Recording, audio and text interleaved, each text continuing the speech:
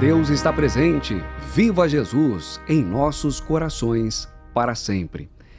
Imagine abrir um livro com as respostas a todas as questões que você busca, para situações da vida diária, em família, no trabalho, na vida íntima, profissional.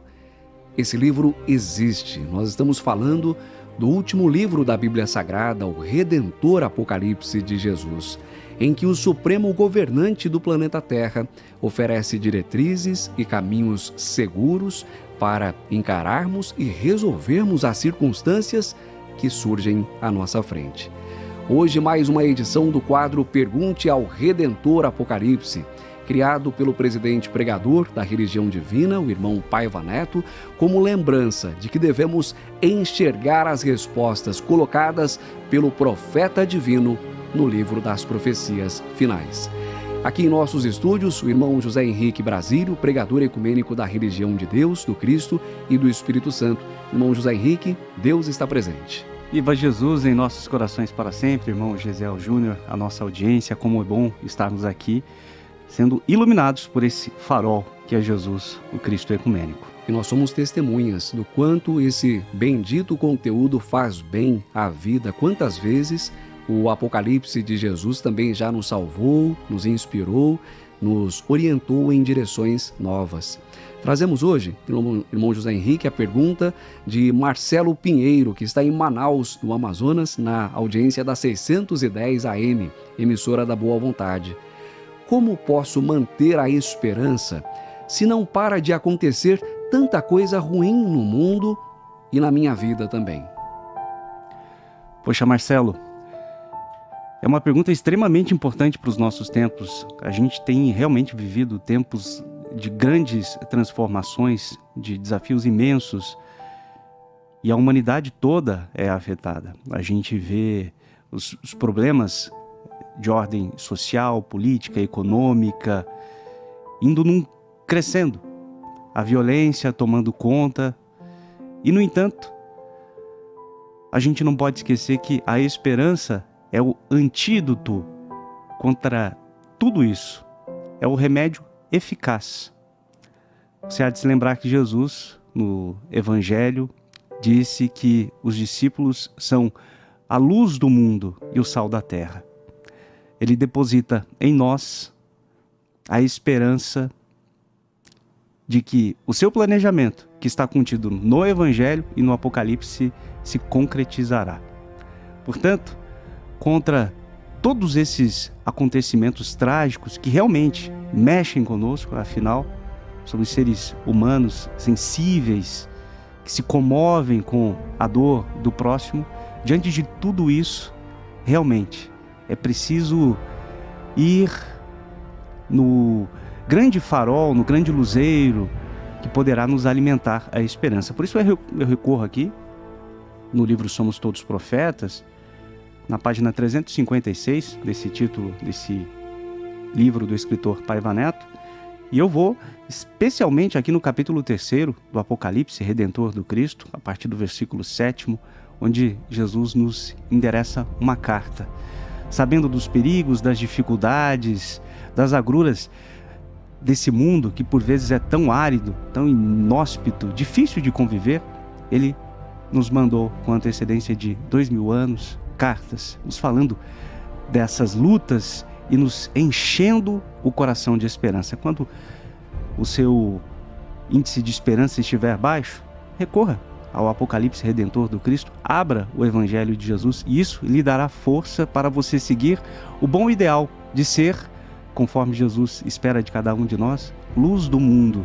A luz que precisa brilhar em exemplos de bondade, compreensão, caridade e uma porção de outros ingredientes indispensáveis para a construção de um Brasil melhor e uma humanidade mais feliz, como é o lema da religião de Deus, do Cristo e do Espírito Santo. Diz assim Jesus no seu Apocalipse Redentor, capítulo 3, na carta à igreja em Filadélfia. Ao anjo da igreja em Filadélfia escreve: estas coisas diz o santo, o verdadeiro, aquele que tem a chave de Davi, que abre e ninguém fecha, e que fecha e ninguém abre. Vejam aí o poder de nosso Senhor Jesus Cristo, de abrir novas perspectivas. A gente pode estar olhando os acontecimentos e achando que não há mais portas a serem abertas. Todas as opções estão fechadas. Mas existe aquele que detém a chave de Davi, que abre e ninguém fecha e que fecha e ninguém abre. Confiemos. É um voto de fé na palavra de Jesus, que disse: na vossa perseverança salvareis as vossas almas.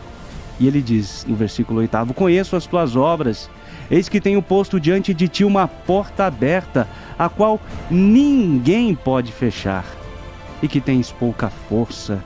Entretanto, guardaste a minha palavra e não negaste o meu nome.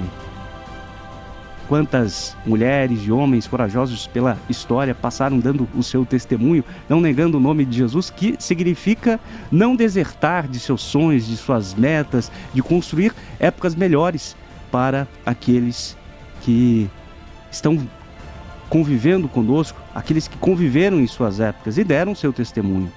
Eis, farei a alguns dos que são do templo de Satanás, desses que a si mesmos se declaram apóstolos e não são, pois mentem. Eis que os farei vir e prostrar-se aos teus pés e conhecer que eu te amei. E aqui, o forte recado para alimentar a esperança. Porque guardaste a palavra da minha perseverança, também eu te guardarei da hora da tormenta que há de vir sobre o mundo inteiro, para experimentar os que habitam sobre a terra. Essa mudança de mentalidade, de perspectiva, para que existem as provas, os problemas? O problema não é o problema.